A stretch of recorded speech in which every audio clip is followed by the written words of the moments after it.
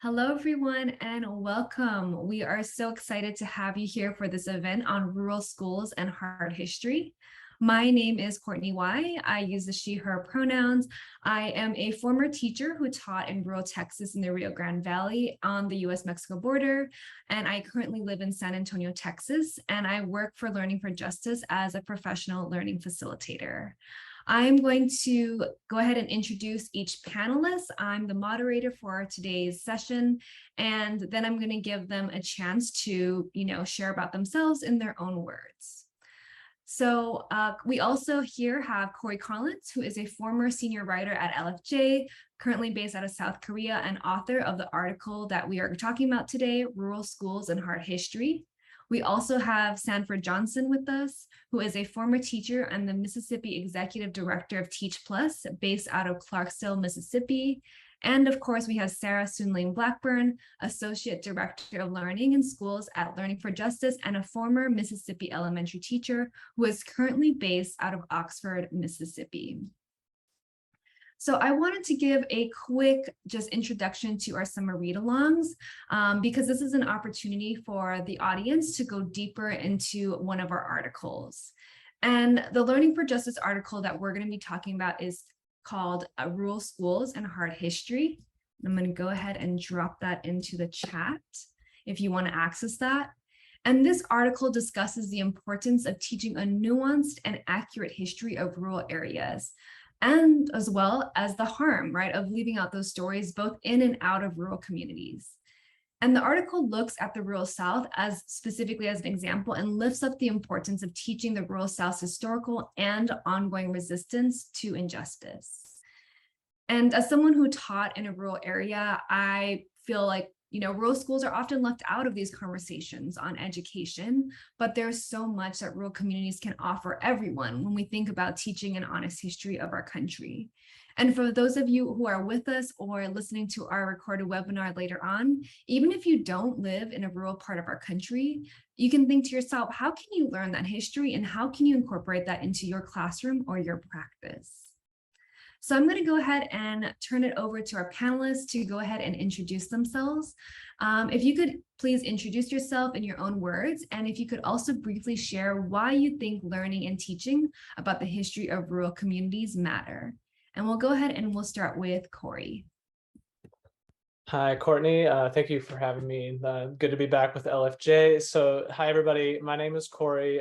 You might have seen my name on the site before. I used to be the senior writer at Learning for Justice. I'm a writer and a journalist, and as Courtney said, currently living in South Korea. My journey started, however, in the South. More specifically, I am from Appalachia. I'm from Kentucky. And so, I grew up in a rural community that probably more closely mirrors the dominant narrative or stereotype that often gets presented about rural America. This is a predominantly white community, suffering economic hardship. And even then, even though we're closer to what you might see in the dominant narrative, even then the representation never did quite feel authentic growing up. So, we were always passive actors in the story. Journalists would parachute in, tell a story of trauma, and then, jump back out. And I felt like rich histories were erased even then. So, then as I got older, I saw communities I'd never seen represented anywhere. So as a sports journalist, for example, I worked on a story surrounding high school football in Cherokee Nation in North Carolina. And I thought, well, this is a rural story. This is rural history. And then as I worked more in the South and as I, grew up and, moved around in the South, I would find so many small towns whose cultures were shaped by Black communities or by Latino communities who had clustered for work opportunities. And these were rural stories, and these were rural histories, and these were stories and histories that in a major way shaped not just those areas, but, the nation, whether it's in terms of the economy or cultural influence or many other things. So when I was still, at the time of coming up with this article, seeing political and news coverage that treated rural America as this, passive and oversimplified place as a homogenous space, I saw how insidious the miseducation has been, was, and is, and how fixing that miseducation, to me, and the policies that help it persist could help us uncover so many injustices that get ignored and also highlight communities that often go obscured and have a lot to teach us about what we could do going forward.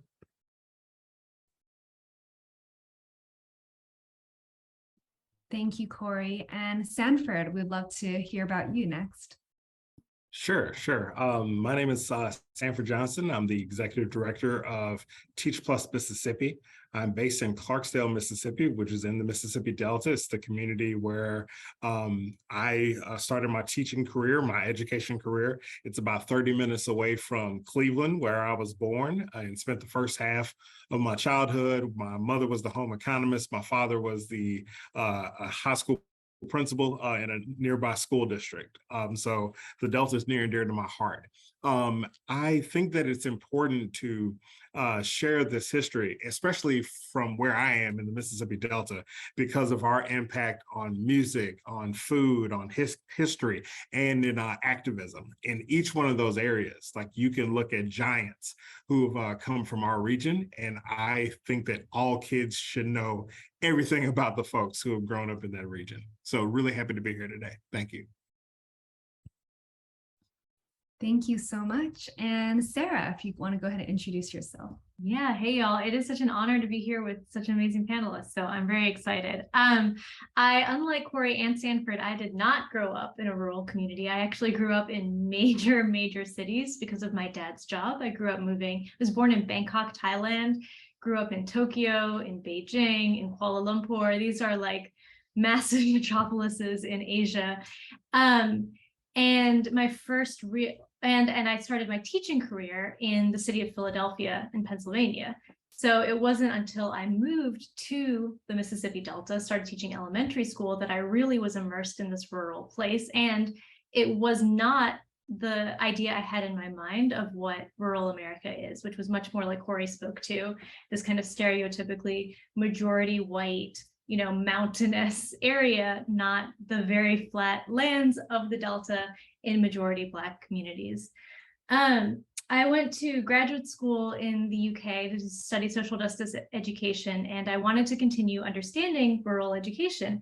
And I remember going to our library. It's one of the great education libraries in Europe, and there was like an entire half a floor dedicated to urban education. And there was maybe half a shelf dedicated to rural education. And that spoke volumes to me. I was like, why is this the case? Why are these stories being buried? Learning in particular that rural students, public students in the United States, make up about 20% of the student population, and that proportion is growing over time. And yet its proportionality in the research is so small.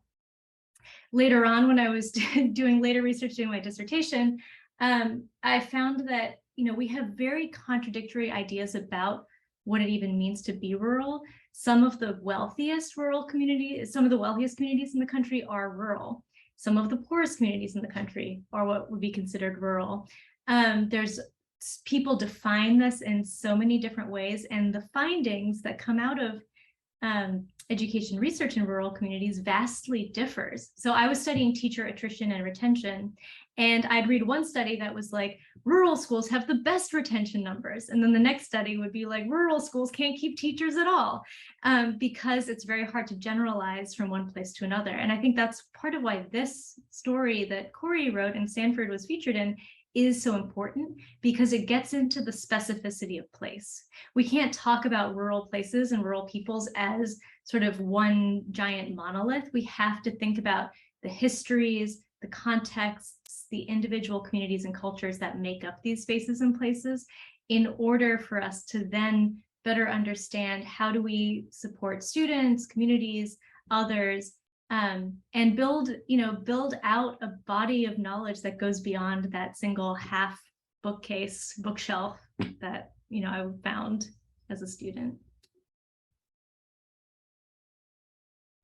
Thank you so much for sharing that nuance. And that's a perfect segue into my next question, which is for Sanford.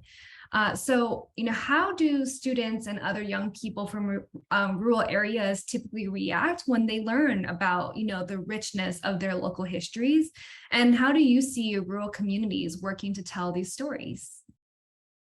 So what I love about this question is that it's related to a conversation that took place this past year. I'm not sure if folks saw Women in the Movement. There was a series that was around the murder of Emmett Till, and a lot of our students saw it, and there were a lot of conversations, disappointing conversations that came from some of the teachers saying that their students had never heard the story, like they had heard the name before, but didn't know all the details behind it. And the fact that something that big and that impactful happened within a 30-minute drive from our community, and students just didn't know about it. So there were a lot of conversations around how to have this conversation within classrooms. This was all going around while there was a national conversation around critical race theory and some of those debates that we're having at the state and national level. Luckily, there are organizations like the Emmett Till Interpretive Center that's able to provide resources. There were a lot of other teachers that were able to share resources going forward. I think one of the challenges, and I say this not only working in policy, but as a former US history teacher in the Delta, I feel like there's a lot of focus on just memorizing facts and not having a conversation around the conditions that led something to happen, and as well as the impact of that event. So if you look at Emmett Till specifically, there aren't a lot of conversations that happen, that take place around what were the conditions in Mississippi like at that time? And after the murder and after the trial, how did that impact people in this community? How did that impact people across the country? So being able to have that full conversation and to be able to share all that information with students is important. I think it's also important to share that history, especially working in policy. So our fellows right now are in the process of, they're in 4 different working groups. They're trying to figure out what impact they're going to make around the teacher pipeline, around mental health, around equitable funding, around, how we license and prepare teachers. In that policy process, the first thing that they have to do is really understand the issue and think about the history. Like, how did we get to where we are right now, the current conditions? And when it comes down to policy making, the conditions that you see right now are the product of policy decisions that were made 10, 20, 30, 50 years ago. Knowing that history is important to know where we are right now, and can sort of give us some information about what are the policy solutions that we need to adopt right now. They're going to have an impact 5, 10, 20, 50 years from now.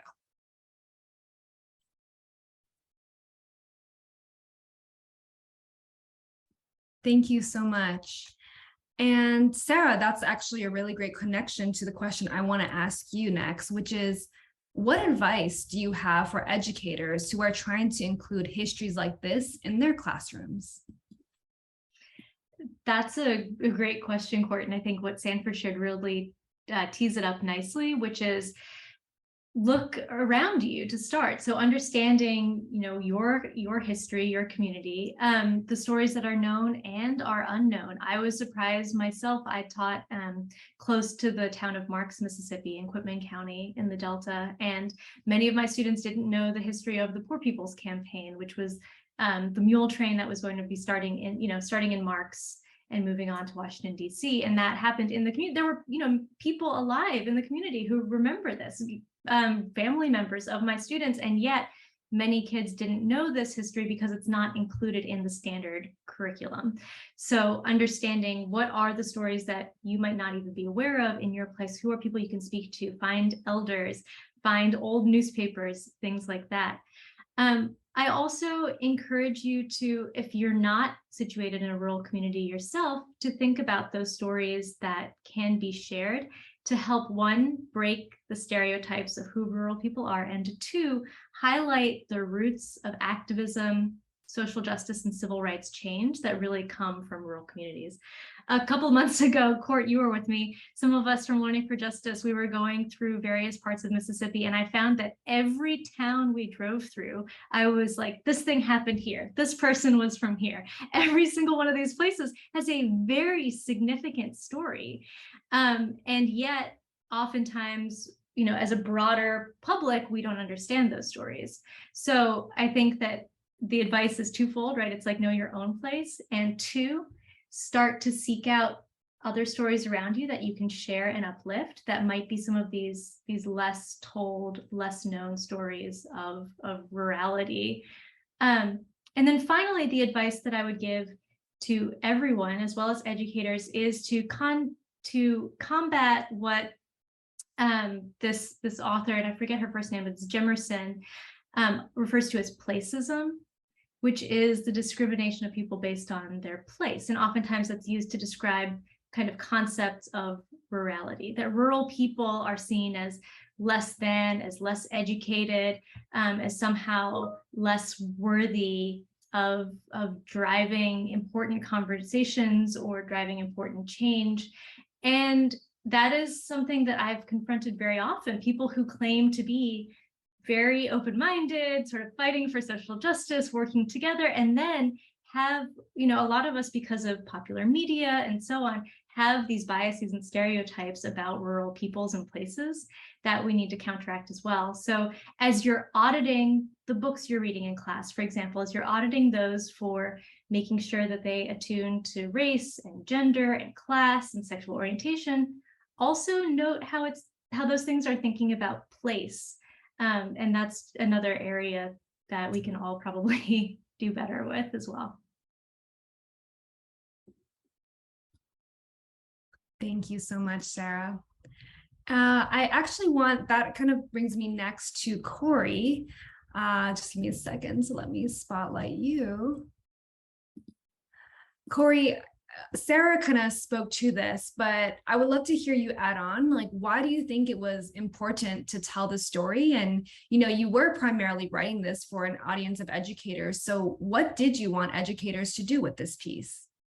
Right. So there's a subtitle in the article that says rural isn't singular. And that phrase sort of defined the impetus for this entire piece. So despite dominant narratives that are out there, right, rural isn't singular in terms of identity. So, we know that people of color make up about 20% of the nation's rural population. We know that 10% of rural counties are majority people of color, and that's across the United States. That includes indigenous communities, Black communities, Latino communities, Asian American communities. So that's important to get across. Rural isn't singular in terms of history. The ways that they've, rural communities have contributed, as Sarah and Sanford both spoke to so well. And rural isn't singular in terms of, the unique challenges and opportunities that its schools face. As Sarah was getting at, you can't generalize rural schools because they're so distinctly shaped by their communities and their communities' needs and their community's strengths. Like, these are very interlocking relationships. So that was important to me to get across that, rural is heterogeneous and something to be considered against the dominant narrative. But what I also wanted rural educators and students to know was that they deserved a seat at the table for this current conversation, not just a historic conversation about whose history is taught in schools. So, they deserve to be in the standards, they deserve to be in the curricula, they deserve to be in the textbooks. And if the histories of communities of color are obscured, and they are, then rural communities of color are obscured twofold, right? So they're uniquely impacted by these policies and laws that are being written and passed today, right now. So this story wasn't like just long overdue, it's very relevant. Laws that would erase these communities' contributions and continue to peddle the idea that where they live is just a place to leave, or that who they are is unremarkable somehow. And they deserve to know that there is power in their precedence and there's power in their place. And I really wanted a story that got at that, because we don't talk about it very often in social justice education spaces. As for what I hoped educators generally, no matter where they are, would do with the story was, one, consider if and how they contribute to these dominant narratives of rural places and rural communities, even if that's by erasure. No matter where you are, you can disrupt those dominant narratives through the stories you uplift, right, like as Sarah was talking about. And then for rural educators specifically, what I hope you can feel empowered to do through this article and through further diving deep on this is to champion policies that utilize the school as a community resource to uplift local communities and history, and to understand and demand the resources that are needed to serve these students equitably, because it is so uniquely tied to where they are. Thanks, Cory. And it's so helpful to hear you talk about that, because it sounds like there were, there's a lot of things that weren't in the article that you're bringing up now. And so I'm curious to hear from you, what else did you discover in your reporting that you wanted to feature but weren't able to? So it's a very loaded question for me. So I really went down a very deep research and reporting rabbit hole when I was doing this story. And, my outline for the piece was 10,000 words in itself. It's 19 pages on a Google Doc. I had to cut that down to about 2,000 words for the magazine. So obviously a lot got lost. It would almost be impossible to list everything. So just some examples of things that I wish I could have dove deeper on. One major thing that had to be truncated for space was the was the understanding of who attends rural schools today and what rural communities of color face. But it is important. So, for example, that, in Black and Indigenous rural communities, the poverty rate among children is currently 33%. Issues such as broadband deployment, which is disproportionately lacking in rural communities of color.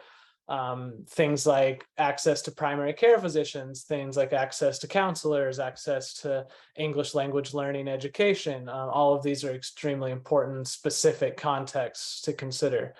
And with room, I really wanted to include unique circumstances. The story gets a little bit into the Mississippi Delta, but I would have loved to talk about, Indigenous nations in the South, such as Cherokee and Choctaw bands in the South, or immigrant communities that have found themselves in, Latino majority communities in Florida or North Carolina.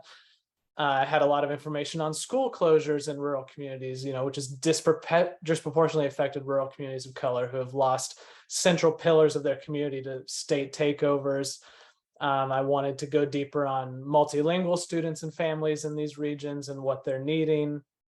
And I wanted to spend more time on what happened after Brown versus Board of Education, which, was obviously this major decision in our nation, but also had some negative consequences. We're talking about 38,000 Black teachers who lost their jobs. We're talking about a system that added 750,000 white students fleeing to these segregated schools by another name, these private segregation academies. And sorry, I will stop soon, but it really was I had a lot of passion for this. So, I wanted to provide more examples like Sanford is talking about of when communities of color show up in these major historic moments we teach, including the civil and labor rights movements, Indigenous sovereignty, agrarian innovation, Black land grant institutions, major farm workers movements that come out of rural communities. I wanted to provide examples of Black educators in the South who pioneered community-based education, people like Mary McLeod Bethune, Lawrence Jones. Like, these are major figures who rarely get highlighted. And then there's like simple stuff like infrastructure and resource gaps and pay per student and funding per student. Like, it all interrelates, it all vacillates between history and present day in a way that's very interconnected, in a way that we need to understand in order to address the inequities that happen. Thank you so much. And I really appreciated what you said about just, something that you really wanted to include but weren't able to, was thinking about these major historic moments. And so I want to turn this over to Sanford, because in the article you have this like really beautiful quote. And you said that, I think every kid in Mississippi should know about Fannie Lou Hamer. Every kid in Mississippi should know about Aaron Henry and the work of Bob Moses and Medgar Evers. We talk about patriotic education. These are some true patriots, and we don't really share those stories as much. As someone who grew up in Mississippi, taught in Mississippi, and continues to do education work in Mississippi, why is it so important that students learn about these people? Well, I think the top thing is it was one of the greatest, most impactful human rights campaigns in history. And it happened right here in our backyard. Like, so many of the the major battles of the civil rights movement took place within 45 minutes from where I live in Clarksdale. Some of the major patriots, as I said, like Fannie Lou Hamer, Aaron Henry, like the folks who changed electoral politics in the United States. Those folks grew up in our community. They walked in the same streets that our folks right now like walk down. And I don't know if we do enough to share that history and like really understand, like these are folks who just come from our communities who did amazing things. And it's not just about knowing that these folks existed and knowing that they worked, but being clear about they saw a problem, they created solutions, they got other people around to help solve the problem and look at the impact that they had. I think knowing that information would be good for kids to understand, like there were like superstars who grew up in your same community. If you find an issue that you're concerned about, you can have the same impact someday as well. I feel like we do it a lot with music. Like if you wanted to be like a famous musician, there's so many folks in Clarksdale that you can learn from. And like we share those examples and encourage people, but I don't think we do it enough when it comes down to policy research, policy advocacy, activism, things like that. So that's what I would love to see. And it comes back to that point that I made earlier around policymaking. Like you have to know the history to know how do we get to the point where we are right now, because that's going to help influence the decisions that you make going forward. Thank you so much for sharing that, Sanford. And, you know, what you just said, I love what you said about just this idea of, you know, thinking about how rural areas can lead the way. And so, Sarah, I want to turn it over to you, because after reading the article, for me, it does, right, as everyone here has said, complicate the dominant narrative about rural education, particularly in the rural South. And, you know, kind of building off of what Sanford was just saying, what are some of the ways you could see rural schools leading the way in terms of teaching honest history? And what are some lessons that educators, even in urban areas, could learn? Yeah, it's a great thing to think about, especially as we kind of pivot to thinking about history, knowing that history, and both Cory and Sanford kind of alluded to this, history is one of those things that's being questioned, or there's a lot of controls being put up around who gets to decide what history is and isn't taught in so many schools. And so thinking about what do we mean by honest histories is like a great question in and of itself. But what we do know is that, and in our last webinar in the series spoke to it, the honest histories go beyond what is traditionally in the textbook. And the honest histories include those people from our own communities, from our own backyards, and from, you know, and I'm speaking not just as somebody here in Mississippi, but broadly to everyone listening to this, you know, the people in your area, in your community. Those are stories that are probably absent from most textbooks and are just as, if not sometimes more valuable to be shared as well.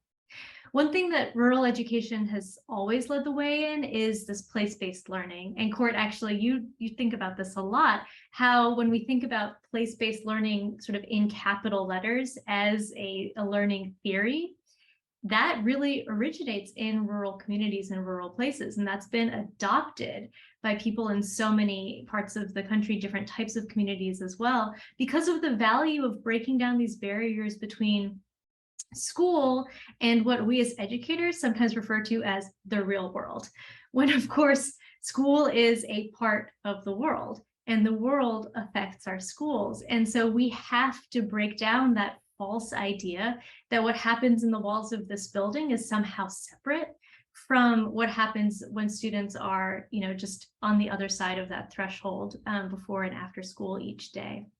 So that's something that, regardless of the type of community that you're in, thinking about how we shift those mindsets. I think it was Sanford who talked about community-based models and, you know, schools as central pillars of the community.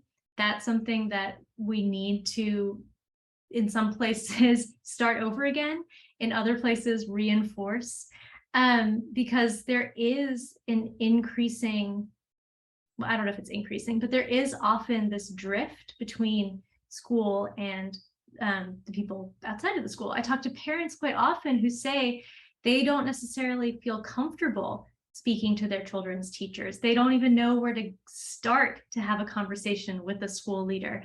They don't necessarily feel comfortable going into the school building. Sometimes it's because of their own negative experiences with schooling themselves. Sometimes it's because of just the lack of clarity around how you would even get an appointment, how you navigate that system and structure.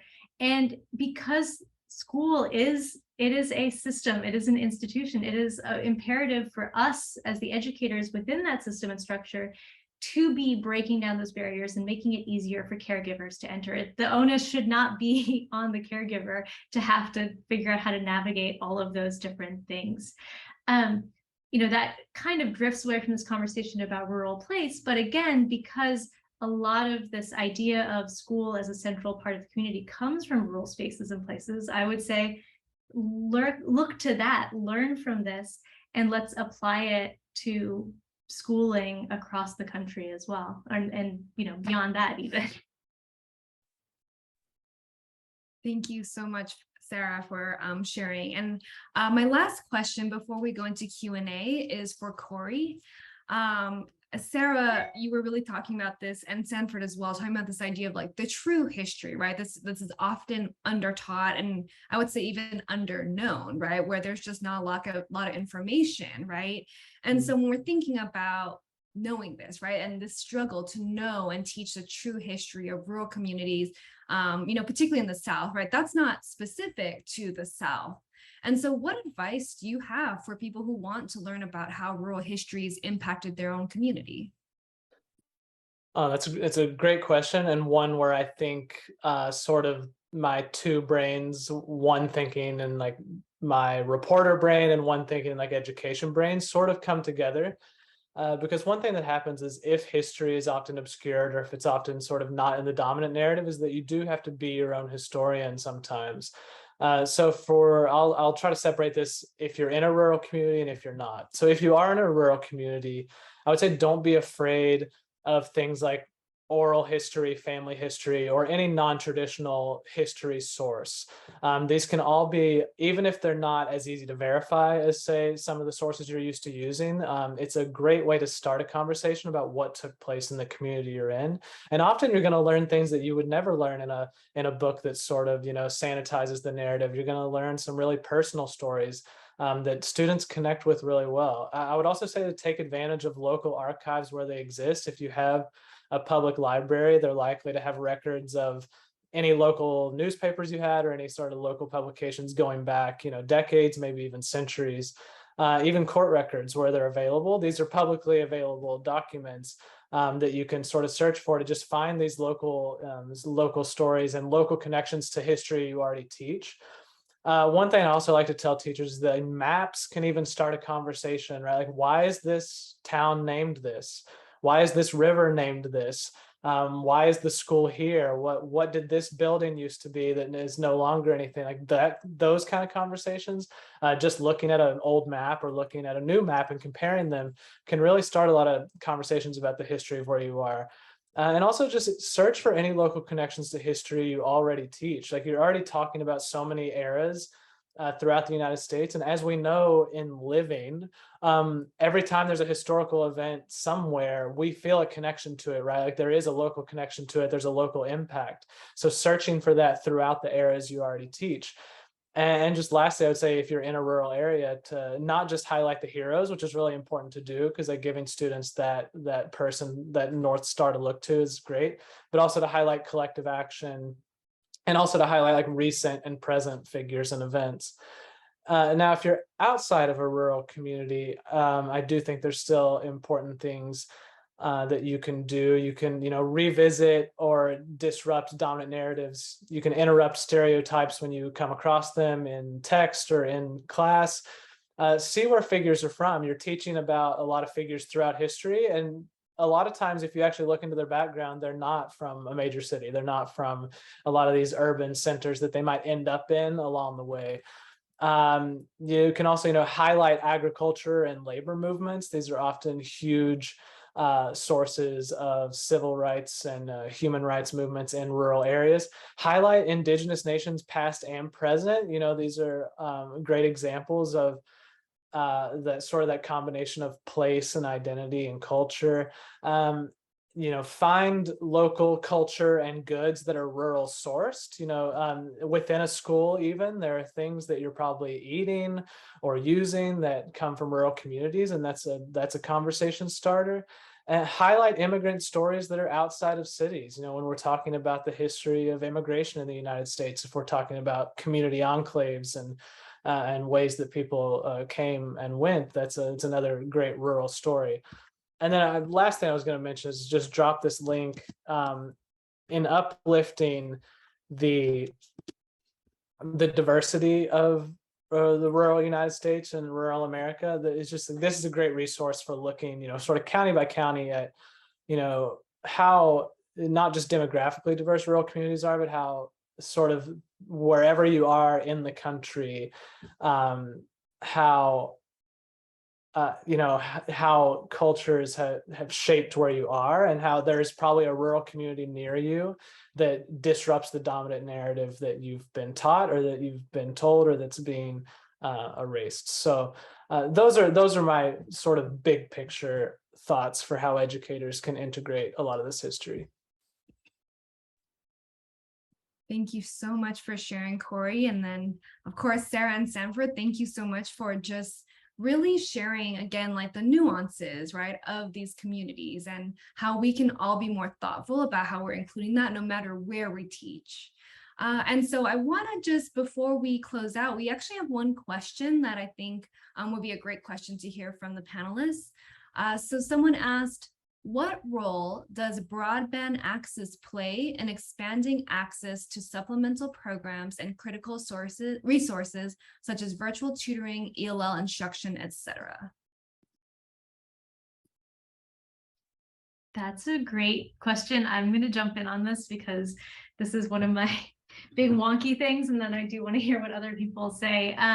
So I was actually researching virtual or online remedies for rural teacher attrition, and finished that project up at the end of 2019, right before the pandemic hit. And suddenly it was like actually very relevant and useful to have spent a few years looking deeply at broadband and internet access in its role in supporting rural education. And it was really important, I mean, sort of from a personal learning perspective for me to go from having looked at this in the theoretical to really seeing how it was playing out in real time, and the challenges with internet access as schools were scrambling to move to virtual instruction, trying to figure out how to get devices in the hands of kids that could be able to learn in real time. My own kids never had Zoom instruction, for example. In the year that they were learning from home, it was like packets and handouts for the elementary kids.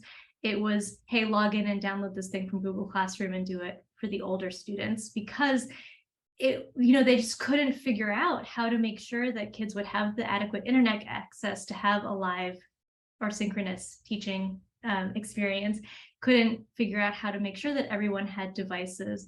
So the question of broadband is really important. That is a critical piece of infrastructure that is not everywhere. And yet a lot of the solutions that we're seeing for education at the moment rely on fast, steady, and reliable internet access. That is why EdTech is like the booming industry that it is, for better and for worse, because virtual learning, for example, us being able to do this today, it allows people to engage with far more audiences across space, to bring experts and expertise to students in rural schools where they might not have previously had access. It's been huge for being able to provide professional development opportunities for educators in rural schools who sometimes haven't had access to the same PD that teachers have had if they can just go to that like really nice fancy conference it's going to be in the next town over. But you can't do that if the physical things that you would need to make that happen aren't there. But one thing I'd be curious to hear from the other panelists is one, like your own experience with how that's been over the last couple of years. Sanford, I know you're a parent as well as an educator too, so maybe kick it to you to start. I am really amazed at how good my kids have gotten at Zoom. Like they can do Zoom better than I can sometimes. And one thing that really surprised me was their resilience. They rolled, like I saw a lot of kids just rolling with the punches, which in years from now we'll be talking about like how like the impact that the pandemic had on kids. One thing that really stood out to me in reaching out to teachers was over the last 2 years, just thinking about mental health, not just mental health of students, but also mental health of teachers. And the isolation that students faced, being at home, being away from their support networks, being away from their friends, being away from trusted adults, it really had an impact on young people. And thinking about how do we make sure that all of our young people are taken care of when it comes down to their mental health and their wellness. There have been some students where, their mental health diagnoses. There's also students who have just dealt with challenges and just need someone to talk to. And wondering how telemental health, like how does telemedicine work as a way to help address that? So we're looking into that right now. Also, when we're looking at like access to advanced classes, like advanced STEM classes, like physics and chemistry, hopefully like, addressing broadband will help provide access to students for those classes and for students in rural areas. Yeah, I think one thing I wanted to add was just for people who might not be aware. So like during the pandemic, we've seen a lot of innovation in this space. We've seen people trying really unique things to get education to students who don't have internet access. So for example, including in the town where I'm from and, all across the United States, we saw buses deployed as like Wi-Fi hotspots, right? So like I do want to commend educators across the country who like in a really difficult and timely moment did their best to come up with sort of like patch solutions to a lack of internet access. But I do think it's important to underscore that even this does have some racial disproportionality. So if we're talking about indigenous nations, students in indigenous nations across the United States, probably 58% have broadband access, and that's just access, like it just exists. Whether it's good is a completely different question. In the African American South, it's maybe about 68%, I think, the last time I looked. So we're talking about very large swaths of communities who don't have access, and it is a policy issue that needs to be addressed. It's a funding issue, because one thing that comes up in this conversation sometimes is that people will wonder if they're outside these contexts, wonder, well, outside of a pandemic context, why can't you just like go in person? Like, why can't you go more in person? Like what's stopping you from just doing some of these services, some of this individual attention in person? And what I'll just point out is that, a lot of people tried that, but in rural communities, you sometimes have one high school, one school in your county. So it's that it might be 40 miles to the school. So if you're talking about trying to deploy educators to every student who needs a service, or even if you're trying to deploy buses to every student community that needs Wi-Fi, it's an almost impossible task without better funding and without better broadband infrastructure. So it is a deeply political issue in some ways, that it's an equity issue, but it has to be addressed through better funding of rural schools, which is currently lackluster on a per student basis. If I can add around the funding piece, that is something that, and I may be speaking specifically to Mississippi right now, but that is something that we are going to have to address. We know a lot more about how much it costs to educate kids than we did 10, 20, 30 years ago. How do we make sure that our kids get the resources that they need? And how to do that in an area where the history tells us that Mississippi is often bent over backwards to make sure the kids in certain communities don't get the resources that they need. So how do we shift that? We talked a little bit about desegregation and when schools integrated, and then there was the white flight, it did lead to a difference in the way some policymakers talk about public education in Mississippi, not just in being like, I feel like in a lot of cases, people talk about public education in terms of we're developing people, like we're growing adults, like we're investing in the future. And there are a lot of policymakers that talk about public education as just another government program, the same way they talk about food stamps or anything like that. So I think that is really had an impact on how people talk about education investments. So what we need to do over the next couple of years is think about how do we change that conversation and how to get everyone to understand that when we're investing in rural communities, we're really investing in entire states, we're investing in the country as well. My soapbox for school funding in Mississippi, sorry. No, I saw a lot of nods, so I think we are all in agreement with you, Sanford, and that's something that is really important, right? So thank you so much to whoever asked that question for bringing up that important and very timely topic. So I just want to, before we close out, thank the panelists. So Cory, Sanford, and Sarah, thank you so much for your time, not only in writing the article or being involved in the article or speaking today, but just the work you're doing every day to advance social justice, to advance education, to advance rural areas. I really appreciate the hard work you do, and I'm looking forward to being in partnership with you all in the years to come. I also wanted to thank the audience for your time and being here today, whether you are watching currently or you're watching a recording. We're so happy to have folks interested in this conversation. And I just wanted to share a few last things from Learning for Justice as well as Teach Plus. So first of all, dropping in the chat the article once again, if you want to go ahead and read it, especially now having had this conversation, I feel very compelled to reread that again because I think I can get so much more after hearing from you all. I'm also going to drop in the chat Sanford's organization, which is Teach Plus Mississippi. So that's going to be in the chat as well. And then we also wanted to share that Learning for Justice has workshops, both virtually and in person. So we are going to be actually in Atlanta in the end of October. So if you're interested in joining us, we would love to see you there.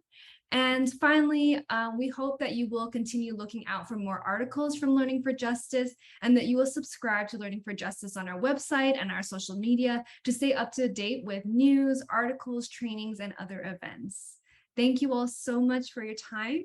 We really appreciate you, and we hope to see you at our next read along.